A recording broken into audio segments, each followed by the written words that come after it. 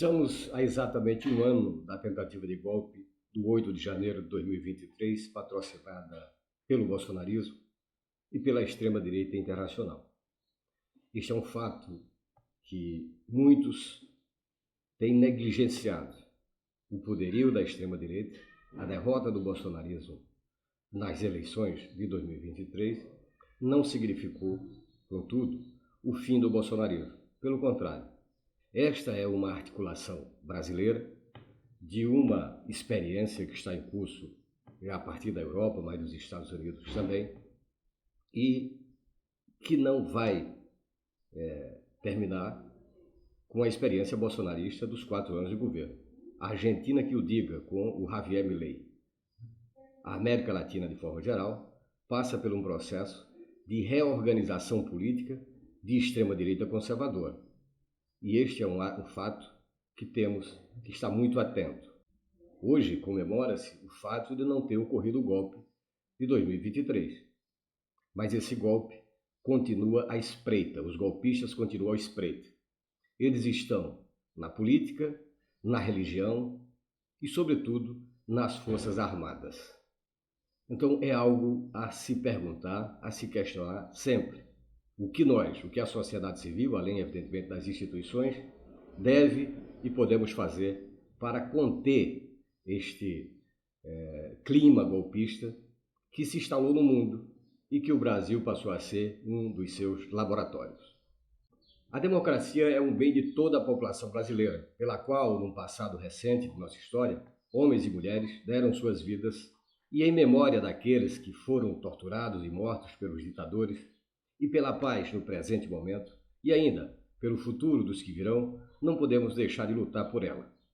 Neste vídeo, veremos como os bolsonaristas, logo após o resultado da eleição de Lula em 30 de outubro de 2022, intensificaram a tentativa de golpe de Estado que já estava em curso desde o primeiro momento em que Bolsonaro assumiu a presidência da República em 2019.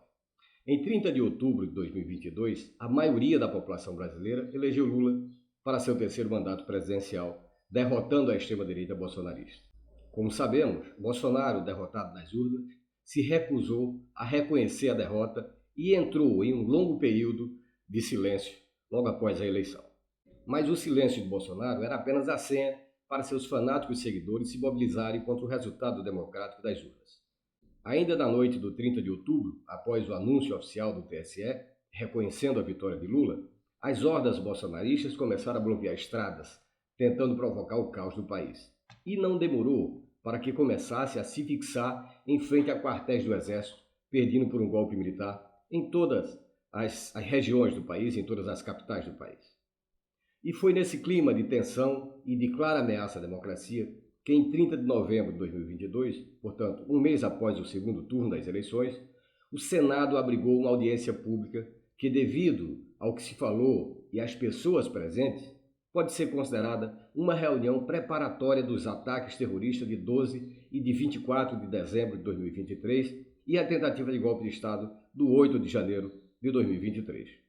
A reunião preparatória do golpe foi realizada na Comissão de Transparência, Fiscalização e Controle da Câmara Federal, disfarçada em audiência pública, convocada pelo senador bolsonarista Eduardo Girão, do partido Podemos, do Ceará. Segundo Girão, a reunião seria para discutir o pleito no Brasil de 2022. Ora, o pleito já havia acabado um mês antes.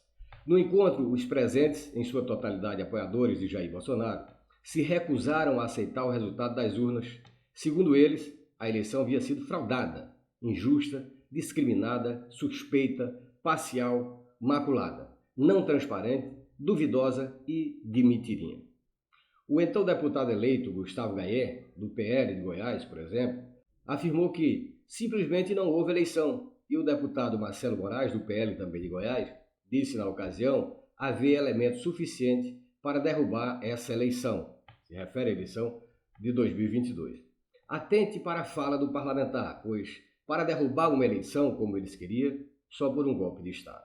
Tudo foi transmitido ao vivo em telões para golpista acampado em frente aos quartéis Brasil afora. Inclusive o quartel-general em Brasília, que já abrigava graças ao financiamento de empresários bolsonaristas, que estão sendo identificados e investigados pela Polícia Federal. A reunião no Senado durou mais de 11 horas. Antigas mentiras inventadas por eles foram repetidas para comprovar sua alocada tese de eleição fraudada. O ex-ministro de Bolsonaro, Fábio Van Garten, recuperou o factoide de que rádios deixaram de veicular a campanha do ex-presidente derrotado. Já o youtuber argentino de extrema-direita, Fernando Serimedo, ganhou espaço para repetir sua já desmoralizada denúncia sobre indícios de fraude nas urnas eletrônicas. Os golpistas reunidos do Senado reviveram velhas fake news, como, por exemplo, a fake de que os institutos de pesquisas manipularam dados e que o presidente do TSE, Roberto Barroso, teria dito que eleição não se ganha, eleição se toma. Desmentida desde agosto, essa frase foi citada como sendo verdade, ao menos assim naquela sessão.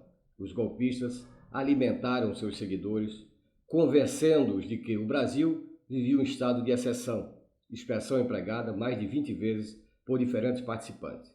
E o culpado por essa ditadura era o Poder Judiciário, que não só interferira, segundo eles, no processo eleitoral, como estaria perseguindo e censurando a direita brasileira.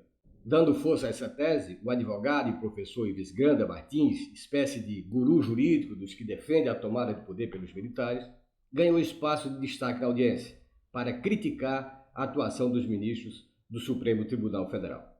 Ao cidadão, disseram os participantes, caberia resistir e defender a democracia, em uma completa inversão da realidade. Faremos de tudo o que for necessário. Vocês que estão protestando, e é legítimo, e nós faremos a nossa parte. Estamos juntos nessa empreitada até o fim, atiçou o senador Luiz Carlos Reis, do PP do Rio Grande do Sul. Enquanto a sessão transcorria, mensagem explodia na caixa de comentários no canal da TV Senado no YouTube.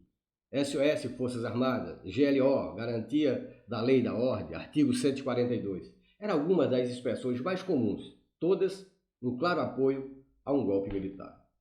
O incentivo à turba acampada em frente aos quartéis surtiu efeito e foi como gasolina lançada sobre uma fogueira que estava acesa desde a derrota de Jair Bolsonaro.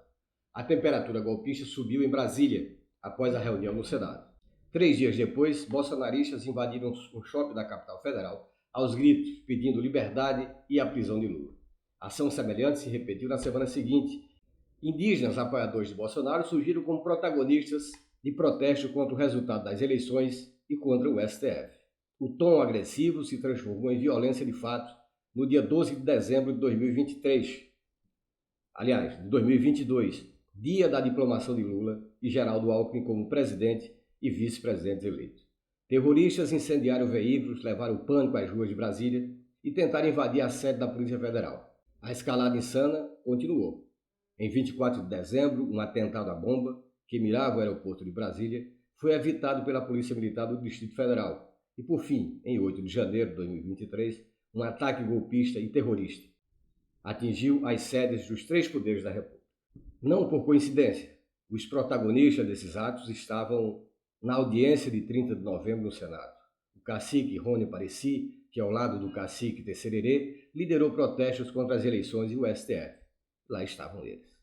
O empresário Geórgio Washington de Oliveira Souza, hoje um dos condenados pela tentativa de explodir o aeroporto de Brasília, também estava lá, naquela reunião ou naquela assembleia do Senado Federal.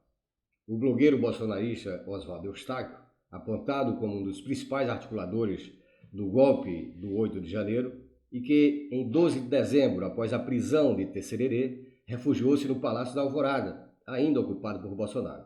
Não só estava, como também discursou na audiência pública do Senado Federal.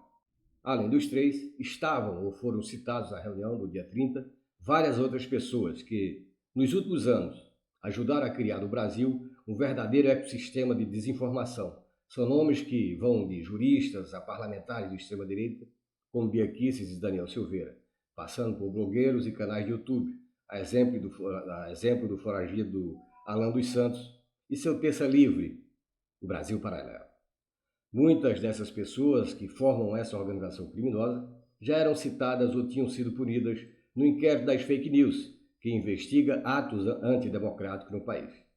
Mesmo assim, insistiram não só na continuidade do crime, como também premeditaram os atos terroristas de 8 de janeiro que ameaçaram e ainda ameaça a democracia brasileira.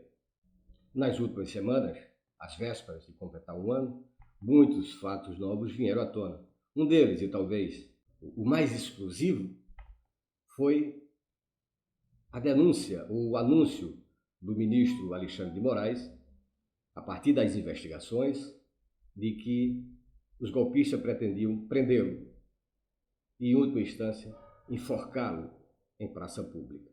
São esses bandidos, disfarçados em democratas, que se deve punir, dentro, evidentemente, do que manda o direito, do que manda o devido processo legal. Mas a democracia brasileira, se sobreviveu ao ataque de janeiro de 2023, não sobreviverá mais adiante se os culpados, o Jair Bolsonaro, os seus e setores das Forças Armadas, não forem punidos com a veemência que a lei e a Constituição exigem.